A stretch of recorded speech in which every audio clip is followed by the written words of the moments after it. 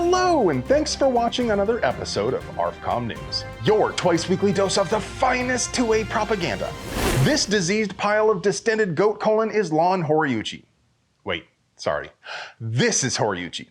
No, that's not right either. Okay, this is the amoral degenerate who murdered an unarmed pregnant woman while she was holding an infant child. He also callously gunned down innocent children as they tried to escape the fire his agency started in a church.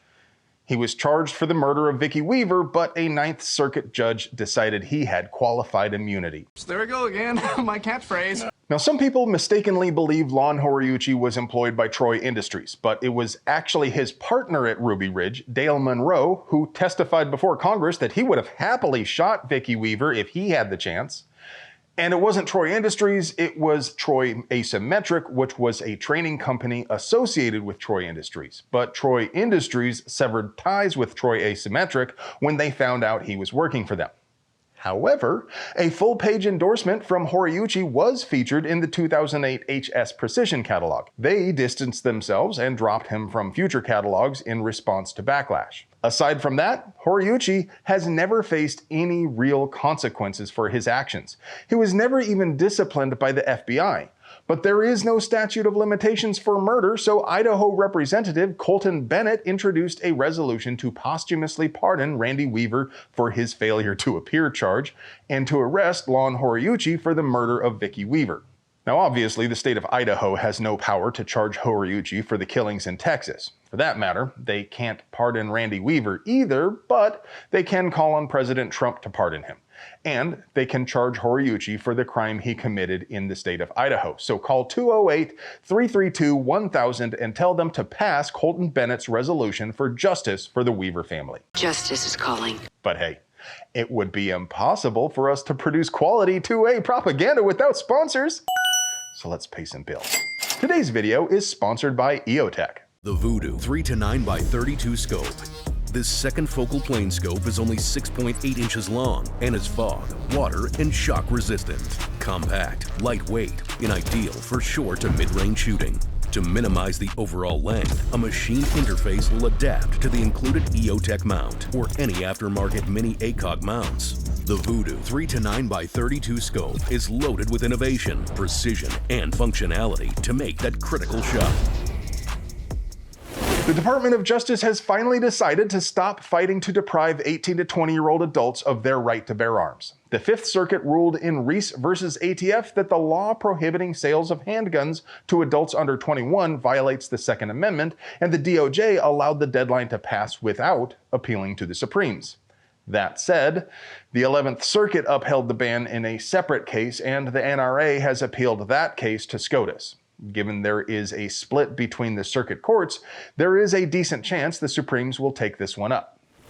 A recent study indicates gun thefts from motor vehicles has risen sharply in recent years, and control freaks are naturally blaming the expansion in permitless carry.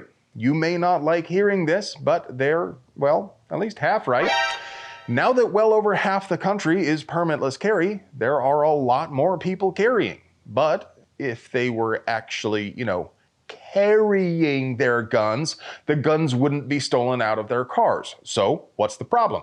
Defenseless victim zones. New gun owners are far more likely to naively comply with no gun signs, regardless of whether they are even being enforced or carry any legal weight. It doesn't take a rocket surgeon to deduce the FDE Tacoma with a Gadsden flag sticker parked in the Harkins lot might be a loot drop. Free guns don't come free, you have to lick feet. I've been carrying for more years than I care to admit, and I prefer not to give money to businesses who display contempt for my rights, but I also know that nobody knows or cares. So if I need something that's on the other side of a plastic sign, I just ignore the sign. Because if you can't stop me, a theoretically normal guy, from carrying a weapon, then you are clearly incapable of stopping bad guys from carrying a weapon. But hey, I'm not your supervisor. Do you folks comply with no weapon signs? I'd like to hear your take. Sean Ryan had Gavin Newsom on his show and gave him a Sig 365. Of course, there were a ton of comments saying it ought to have been a 320. And lots of folks were upset with Ryan for giving Newsom a platform at all, or for not pressing hard enough on one issue or another. I don't want you talking to the enemy. It's not my show, so I have no business criticizing him, but I'll do it anyway. He gave Newsom a compliant model of the 365, and I think it would have been a fantastic conversation starter if instead he had given him a model not on the California roster. It would have given him an opportunity to ask Newsom why he thinks cops should be allowed to carry dangerous guns that regular people aren't allowed to buy. Or to ask, if off-roster guns are so dangerous, then why are cops allowed to buy them and then pocket enormous profits when they turn around and sell them to lay people? Or even to ask a relatively softball question such as, how does raising the fee for buying ammo from $1 to $5 make Californians any safer? Yeah, I feel safer already. Now, I understand Ryan is generally pro-gun, but 2A advocacy isn't really his lane. So I don't expect him to go hard in the paint for our rights, but at the same time, when you kick off the conversation with an anti-gun politician by giving him a gun, I'd expect some effort to push back against his authoritarian policies. What do you guys think? Am I off target? Blue on blue? Or fire for effect? And while we're on the subject of SIGs that spark conversation, numerous LE agencies are dropping SIG as a duty weapon. Phrasing. Well, I mean they're saying use of SIG 320s ends today. So far as I can tell, 28 total agencies have discontinued issuing or otherwise restricted the use of 320s. That includes 7 state-level agencies, 6 municipal, 14 county, and 1 federal agency. That's ICE. Will it ever stop? Yo, I don't know. And some of those municipal departments are pretty big departments, like Chicago, Denver, Oklahoma City, and Dallas. This is showing signs of significant snowballing, and it is worth noting that many smaller departments take cues from the larger ones. Some smaller departments might not even show up on the radar when they stop using 320s, and other departments may decide to not adopt them if they didn't have them already.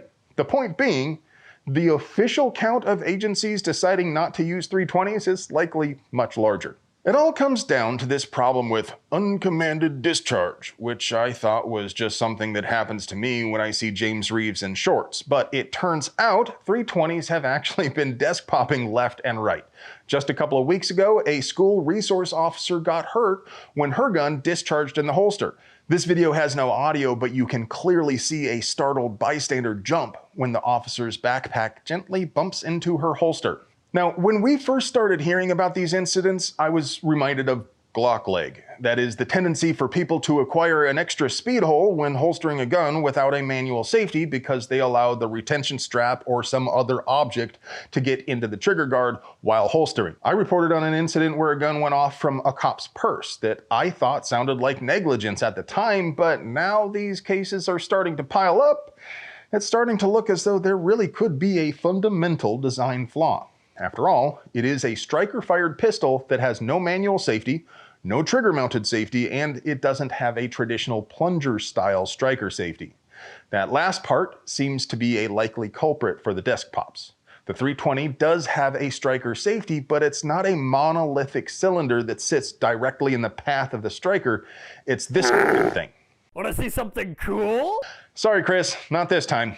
A recent FBI report examined an M18 from the Michigan State Police, which had experienced an uncommanded discharge, and they found the striker safety spring doesn't always have full engagement, and the safety could bind or move freely when the pistol moves around.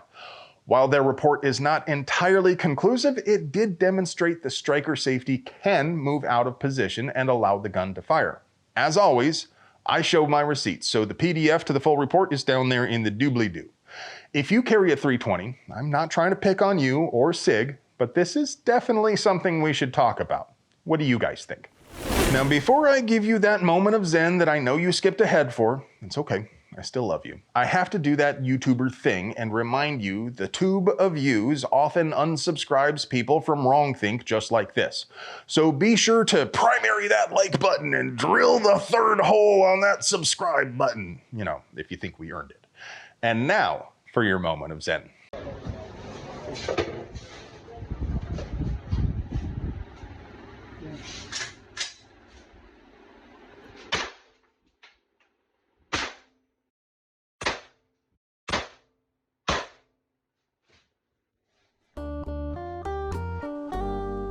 Hello, friend. Do you like pews and pew-related things? Would you like to help us keep delivering you pure American pew propaganda at the low, low price of... We literally couldn't pay the bills without our sponsors, so do us a solid and get yourself something nice from them. You deserve it. I love you.